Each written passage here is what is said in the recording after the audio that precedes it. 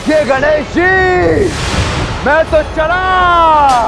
नहीं ममतासुर, ये भ्रम है तुम्हारा।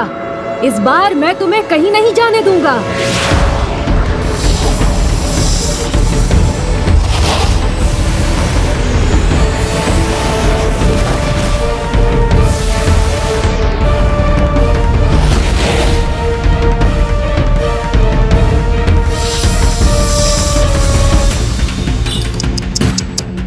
माते माते, इसी प्रकार मेरा पीछा करते रह जाएंगे आप गणेश जी, परंतु ना तो मुझे पकड़ पाएंगे और ना ही मुझे बंदी बना पाएंगे।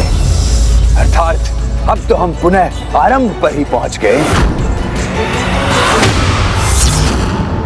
नहीं ममतासुर, ना यहाँ आरंभ हुआ था और ना ही यहाँ अंत होगा।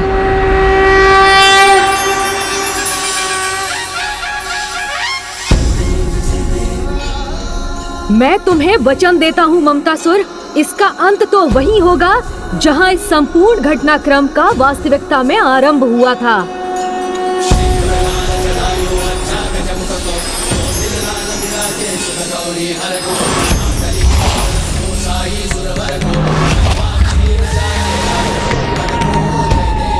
माँ, आप इतना भार लेकर कहाँ जा रही हैं? लाई, मुझे दे दीजिए। माता, मुझसे भूल हो गई, मुझे क्षमा कर दीजिए माता, क्षमा कर दीजिए।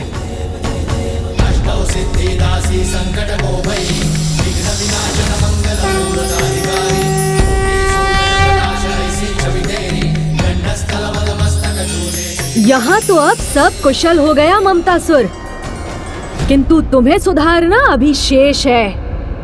भ्राता गणेश, क्या अब भी विश्वास है आपको कि आप मुझे बंदी बनाने में समर्थ होंगे? मैं तो मेरे महानायक भंडासुर की तपस्या पूर्ण होने तक सबके दृष्टि से ओझल रहूंगा। फिर आप मुझे बंदी कैसे बनाएंगे? तुम्हें ये ज्ञात नहीं है ममतासुर, किंतु तुम तो मेरे बंधन में उलझ चुके हो। शीघ्र इस कलश में प्रवेश कर छिप जाना चाहिए मुझे।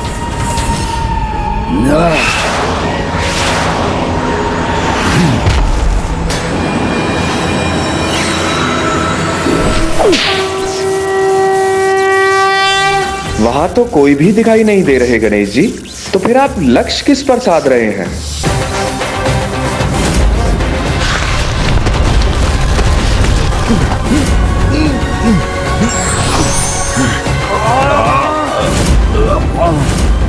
मैं इनके जाल में कैसे फंस गया? बंदी कैसे बन गया मैं? कि मैं अपने सुपथ पर चलने में आश्वस्त रहूं। जहाँ तुमने अपना अस्तित्व धारण किया था।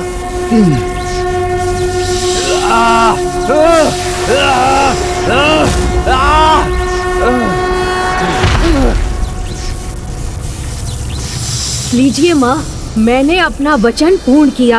आपका दोषी अब आपके चरणों में है। यदि मैंने शीघ्र कोई उपाय नहीं किया तो मेरा बहुत बड़ा अहित हो जाएगा। माते देखिए ना माते, इतनी प्रताड़नाओं का भागी बन कैसी दुर्दशा हो गई आपके इस दुर्बल पुत्र की। मैं मानता हूं मुझसे भूल हुई है, किंतु वो अज्ञानतावश हुई है। अब उस एक भूल के लिए और कितना दंडित होना होगा माते आप?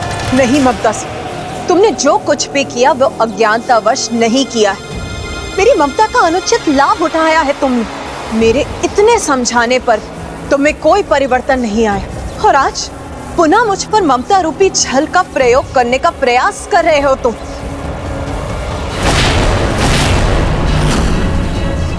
माता पर तो अब मेरा कोई प्रभाव नहीं हो रहा, तो अब मैं क्या करूं?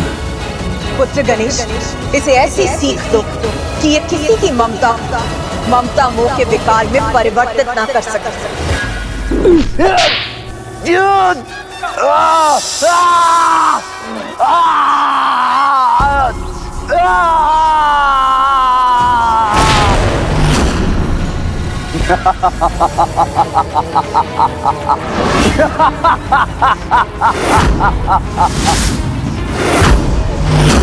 नहीं माते, नहीं, अब आप भूल कर रही हैं, क्योंकि आपके स्वामी स्वयं जगत पिता महादेव के वरदान से सुरक्षित हूं मैं। अजय हूं मैं, अजय।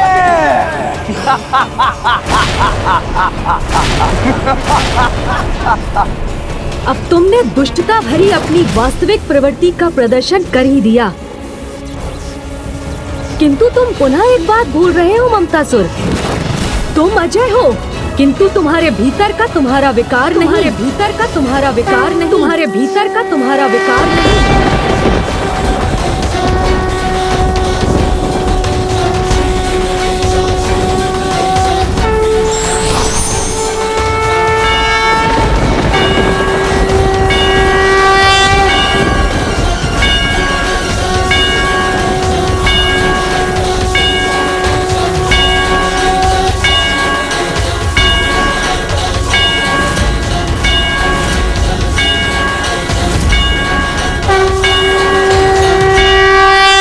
विकार पर विजय प्राप्त करने वाले विघ्नराज, अधर्म पर विजय प्राप्त करने वाले विघ्नराज,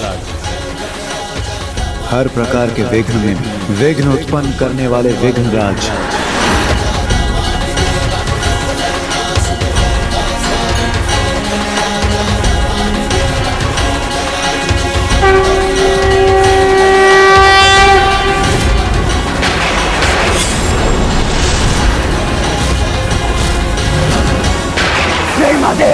नहीं, नहीं।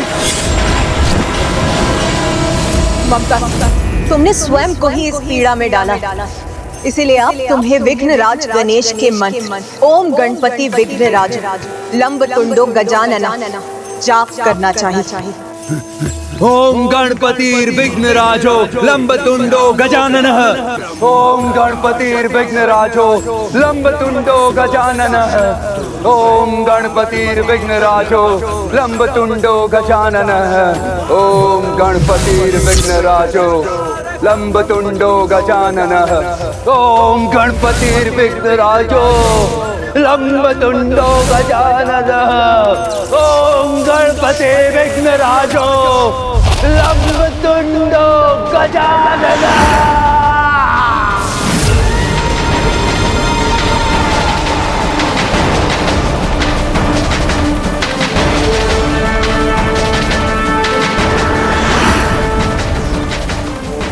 मात्र इस एक से विलक किया है आपने मुझे, किंतु मैं तो ममता मोह से संपूर्ण सृष्टि के समस्त जीवों को दूषित कर चुका हूं।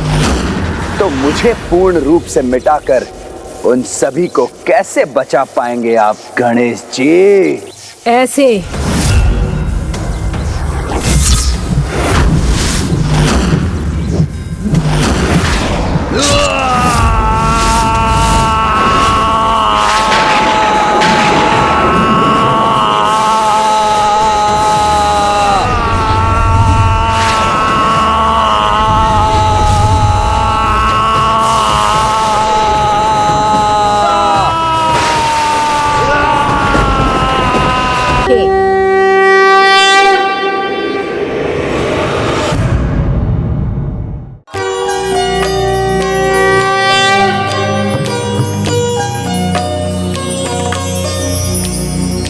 विघ्नेश वीर्याणि विचित्रकाणि बंदी जनैर्मागध कहे श्रुत्वा समुत्तिष्ठ गजानन त्वं ब्राह्मैर्जगन्मङ्गलकं कुरुष्व। एवं मया प्रार्थित विघ्नराज चित्तेन चोत्थाय बहिर्गणेश तं निर्गतं वीक्ष्य नमन्ति देवाः शम्भुवादायो योगिमुखास्तथाहं। विघ्नेश वीर्याणि विचित्रकाणि बन्दी जनैर्मगध कहे श्रुत्वा समुत्तिष्ठ गजानन त्वं ब्राह्मैर्जगन्मङ्गलकं कुरुष्व।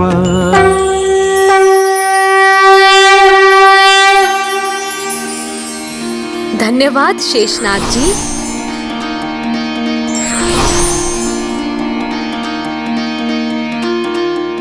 मुझे भी क्षमा करें माँ, क्योंकि पूर्व में तो मैं भी अपनी सीमाओं का उल्लंघन करने पर विवश हो गया था। नहीं पुत्र गणेश, तुम्हारे तो प्रत्येक विचार और कर्म में शुभता और कल्याण ही छिपे हुए थे। सर्वप्रथम तुमने रंगोली में गौ के जिस गोबर को जोड़ा था वो तो अत्यंत पवित्र होता है पुत्र, और रंगोली को गौ के गोबर से सुशोभित करने से ऐसे गृह में सदा देवी लक्ष्मी का वास होता है, उनकी कृपा दृष्टि सदा बनी रहती है। किंतु माता वो धूल?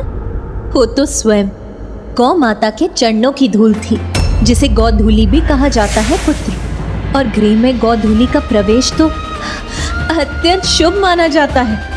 उससे स्वास्थ्य और समृद्धि का विस्तार होता है पुत्र। किंतु माता, विषैले धतूरे पिताश्री को समर्पित कर तो मैंने भूली की थी ना? नहीं पुत्र, तुमने तो धतूरा और अखवन को समर्पित कर प्रभु की पूजा को पूर्ण ही किया था, और प्रभु को तो प्रकृति अत्यंत प्रिय है पुत्र, और धतूरा भी प्रकृति का ही एक भाग है। इसीलिए पुत्र, आज से मैं ये घोषणा करती हूँ कि प्रभु की पूजा में सदैव धतूरा समर्पित किया जाएगा। किंतु माता, वो पिताश्री के आहार का क्या? पुत्र कार्तिकेय, पुत्र गणेश तो प्रथम पूज्य देव है, इसीलिए उन्होंने प्रभु का आहार ग्रहण कर कोई भूल नहीं की थी। और भला पुत्र गणेश के आहार को ग्रहण किए बिना कोई भोजन ग्रहण कैसे कर सकता है? इसीलिए आज से पुत्र, मैं तुम्हें ही सर्वप्रथम भोजन दूंगी। इसीलिए आज से जो इन चारों सूत्रों का पालन करेगा उसे विघ्नराज गणेश का आशीष प्राप्त होगा, उसे विघ्नराज गणेश का आशीष प्राप्त होगा। धन्यवाद माँ। अब मुझे शीघ्र जाकर प्रभु हयग्रीव को सूचित करना चाहिए कि ममतासुर, कामासुर और लोभासुर तीनों के प्रभाव से अब सृष्टि मुक्त हो चुकी है, और अब भंडासुर अपार शक्ति प्राप्त करने में असमर्थ रहेगा। मुझे आज्ञा दीजिए माँ। ओम नमः शिवाय। ओम नमः शिवाय। ओम नमः शिवाय। ओम नमः शिवाय। ओम नमः शिवाय। माँ, भंडासुर की तपस्या अब उसके चरम पर पहुंच चुकी है।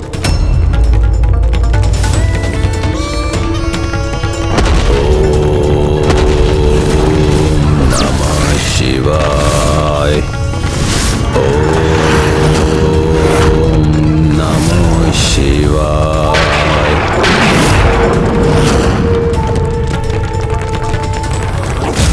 आपने जिस भंडासुर का सृजन किया है, जिसे जीवन प्रदान किया है, वो तो सभी असुरों से कहीं अधिक भयंकर, कहीं अधिक सर्वनाशी है।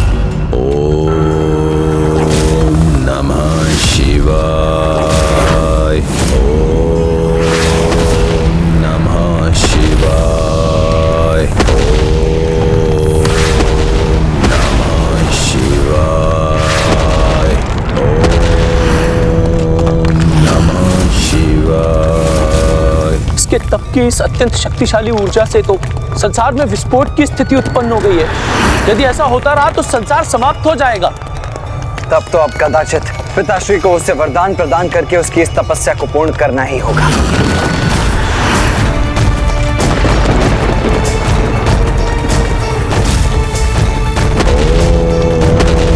ओम नमः शिवाय।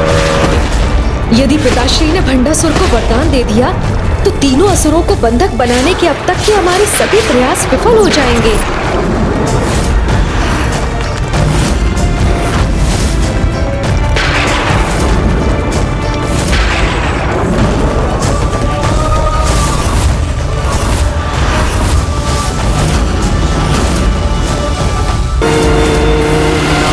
शिवाय। ओम नमः शिवाय। उठो भंडासुर, तुम्हारी तपस्या पूर्ण हुई।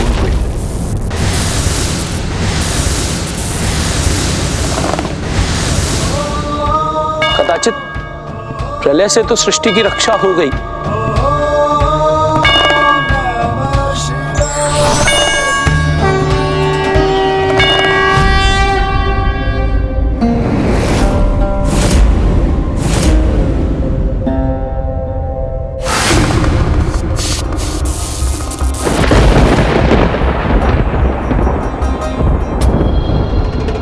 धन्य हो गया भंडासुर आपके दर्शन पाकर। आश्चर्य, इसके नेत्रों में इतने सरल और अटूट भक्ति का भाव। कितना बड़ा स्वांग रचा है इस दुष्ट ने। प्रदर्शन तो ऐसे कर रहा है जैसे महादेव का सबसे बड़ा भक्त यही हो, और जैसे उसने ये पूजा और तप मात्र उनके दिव्य दर्शन प्राप्त करने के लिए किया। यदि ऐसा ही होता तो कितना अच्छा होता भैया। महादेव, हे जगत पिता, क्या ये सत्य है कि आप मुझे दर्शन देने मेरे समक्ष हैं? हे महादेव, यदि आप मेरे तप से प्रसन्न होकर मुझे दर्शन दे रहे हैं, हे प्रभु, हे जगन्नाथ, मुझे वरदान दीजिए कि मैं प्रचंड बल का स्वामी बन सकूं,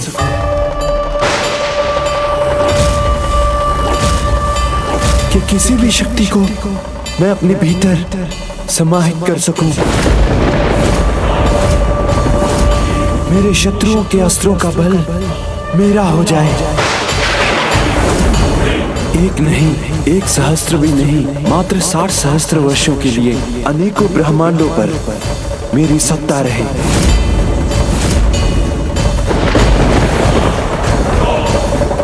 60,000 वर्षों को मात्र कह रहा है, कितना बड़ा धूर्त है ये। इन असुरों से श्रेष्ठ आचरण की आशा करना ही हमारी भूल है।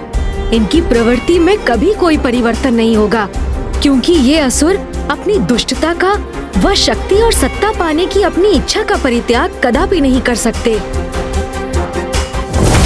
बस इतना ही वरदान चाहिए मुझे। प्रभु और भक्त के बीच इतना तो चलता है, इतना तो चलता है, इतना तो चलता है।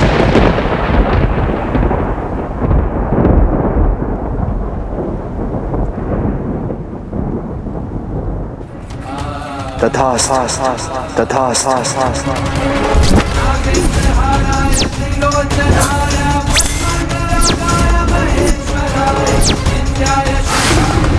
ना ये असुर स्वयं में कोई परिवर्तन लाएंगे और ना ही मेरे भोलेनाथ प्रभु। मैं तुम्हें वरदान देता हूँ भंडासुर कि तुम प्रचंड बल के स्वामी बनोगे। जिस शक्ति की इच्छा करोगे उसे अपने भीतर समाहित कर सकोगे।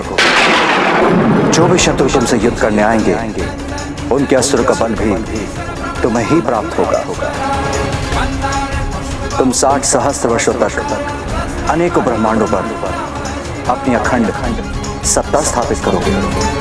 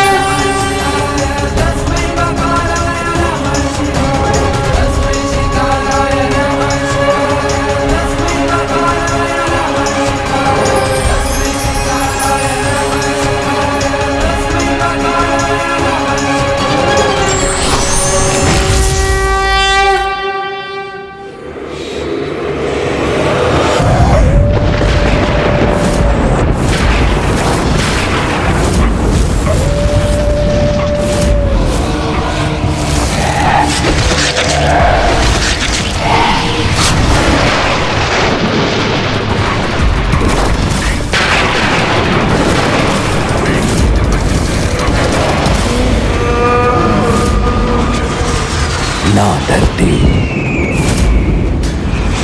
ना आकाश, कुछ भी नहीं।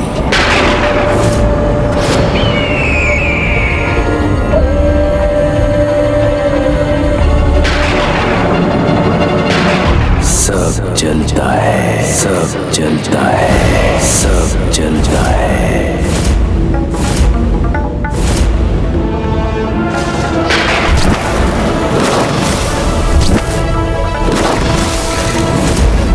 इस साधारण असुर को शक्तिशाली और तेजस्वी भंडासुर में परिवर्तित करने हेतु आपका कोटि कोटि धन्यवाद महादेव। महादेव के वरदान के उपरांत अब मेरे द्वारा पूर्णता पाने का समय आ गया है।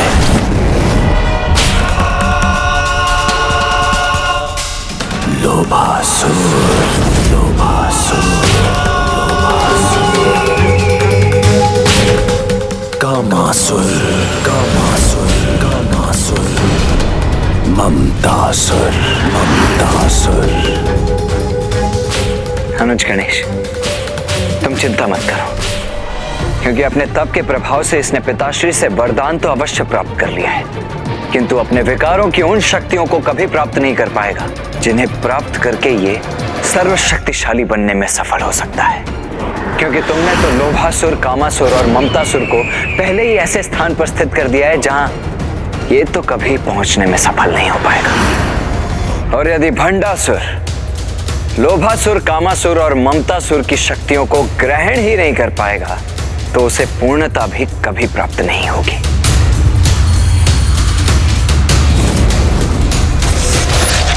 लोभासुर, कामासुर, ममतासुर,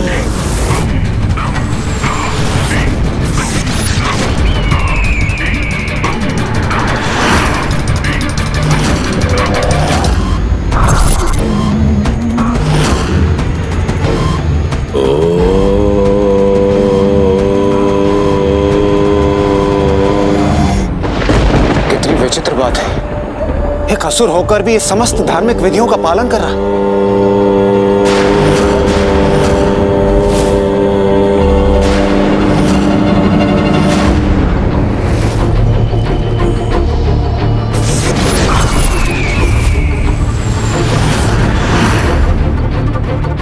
महादेव के वरदान की शक्ति से आवाहन करता हूं तीनों का।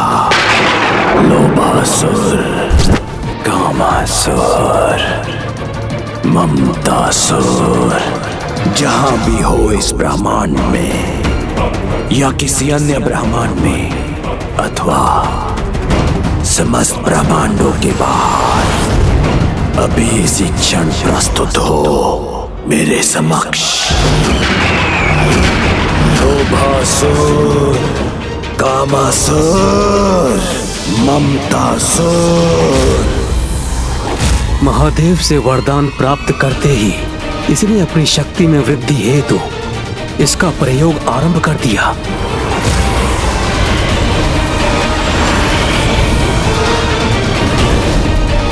क्या वो तीनों विकार रूपी दुष्ट असुर उस अंधकारी स्थान से मुक्त हो सकेंगे जहां गणेश जी ने उन्हें बंदी बनाकर स्थित किया था? पिताश्री का वरदान असत्य नहीं हो सकता, जिसके अनुसार भंडासुर किसी भी शक्ति का आवाहन कर उसे अपने भीतर समाहित करने में सक्षम हो गया है। यदि इस कारण ये इन तीनों विकारों की शक्ति भी प्राप्त करने में सफल हुआ तो फिर इसे पराजित करना कहीं असंभव ही ना हो जाए। कामासुर,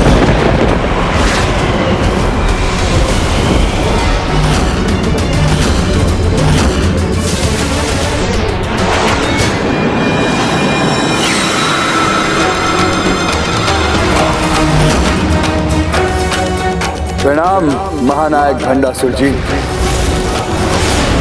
हमें क्षमा कर दीजिए भंडासुर जी, हम तो आपके लिए शक्ति किंतु हमें यहाँ पर बंदी बना। बस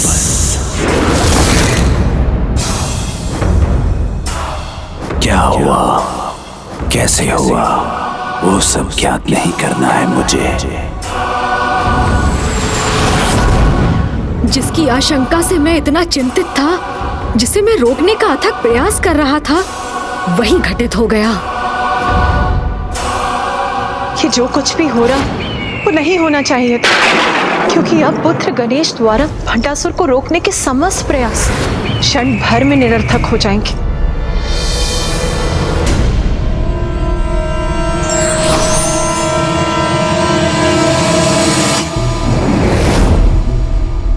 ये सब आपके कारण हुआ है।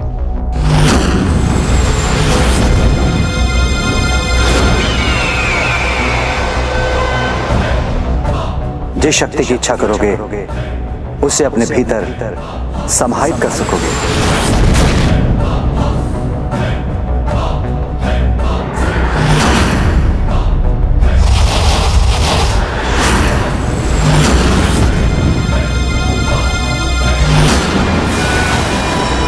लोभासुर का लोभ।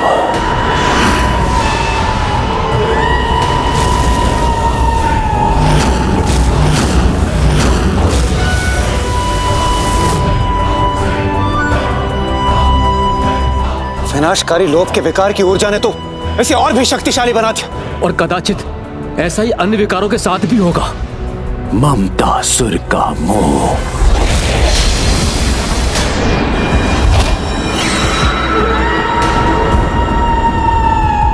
कामासुर का काम।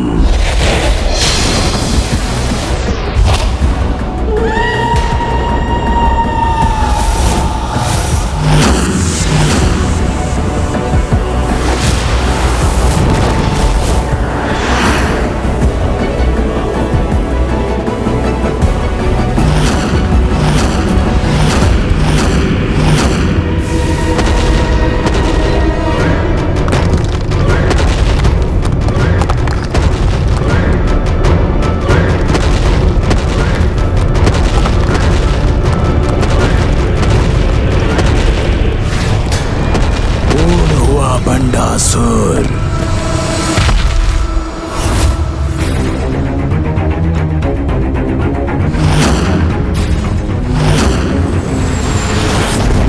पूर्ण हूं मैं, अजय हूं मैं। सभी 6 विकार, लोभ, मोह, काम, क्रोध, मद मत्सर्या को पाकर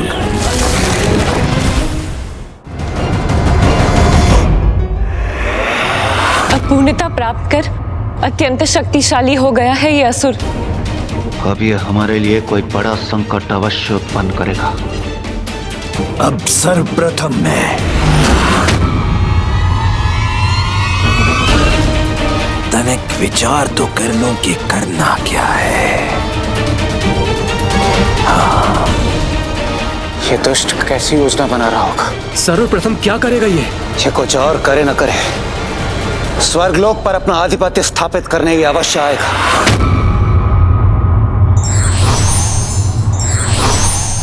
कहीं ये ब्रह्मलोक से वेदों का हरण करने का विचार तो नहीं कर रहा है। अब मैं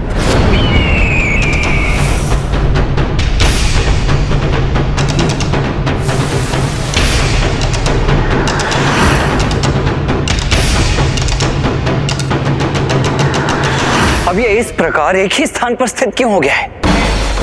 प्रभु, इससे क्या हुआ है? ये ऐसे अधर में क्यों रुक गया? जिस प्रकार किसी बालक को अनेकों वस्तुएं एक साथ क्रीड़ा करने के लिए मिल जाती हैं, तो वो ये चयन करने में असमर्थ होता है कि उसे सर्वप्रथम किस वस्तु के साथ क्रीड़ा करनी है। उसी प्रकार इस असुर को महादेव से प्राप्त वरदान और अपने विकारों से पूर्ण होकर ये चयन करने में असमर्थ है कि इसे भविष्य में करना क्या है। भैया, एक बात तो स्पष्ट है, ये जो भी करेगा वो आज तक के सभी असुरों से सर्वथा भिन्न होगा। तो भंडासुर अपनी अपार शक्ति का दुरुपयोग किस प्रकार करेगा, इसका निर्णय करने से पूर्व ही हमें वहां जाकर उसे रोक नहीं देना चाहिए अनुज। भैया, हमारा धर्म तो यही है कि जब तक कोई पाप और अधर्म ना करे, ना हम उसे दंडित कर सकते हैं और ना ही बंदी बना सकते हैं। इसीलिए अब तो हमें यही कामना करनी चाहिए कि ये शक्ति के दंभ में कोई बड़ी मूर्खतापूर्ण भूल करे, तभी हम इसे रोकने का अधिकार प्राप्त करेंगे। पग उठाने के पूर्व ही इतना अधिक विचार कर रहा है, इससे तो प्रतीत होता है कि संभवतः ये हमें कोई ऐसा अवसर दे।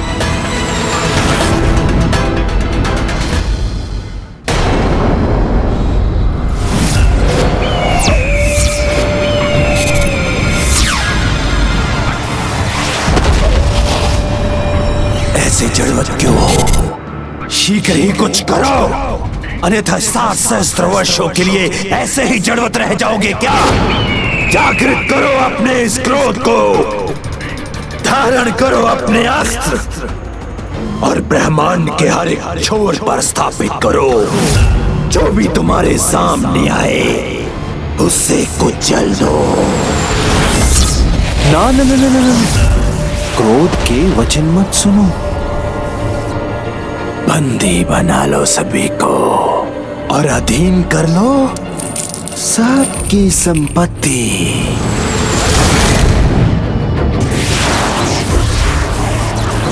मात्र धन संपत्ति के लोभ से क्या लाभ, यदि काम का कहा सुन उसके सुख को नहीं भोगा।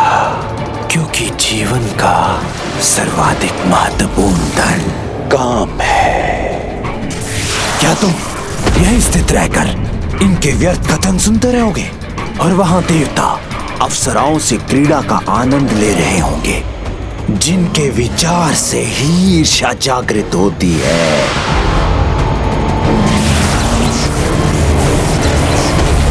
मोह के आगे किसी विकार का कोई महत्व नहीं, क्योंकि जिसके प्रति तुम मोह रखोगे वही तो तुम्हारा होगा।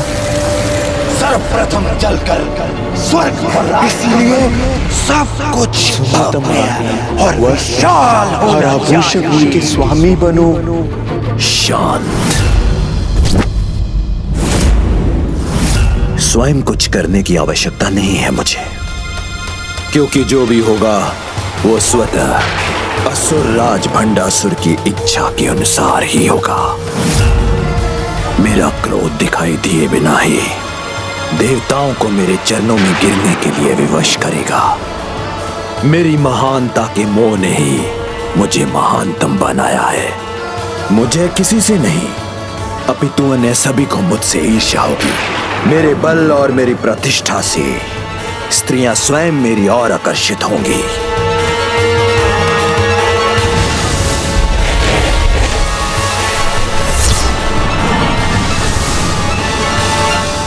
कदाचित इस दुष्ट का प्रथम लक्ष्य स्वर्गलोक नहीं है।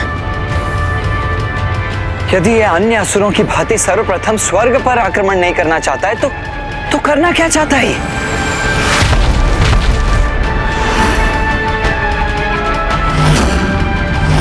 वक्रतुंड महाकाय सूर्यकोटि समप्रभ निर्विघ्नं कुरु मे देवा सर्वकार्यसु सर्वदा। ये दुष्ट अब मेरा स्मरण कर कौन सा षड्यंत्र रचने जा रहा है?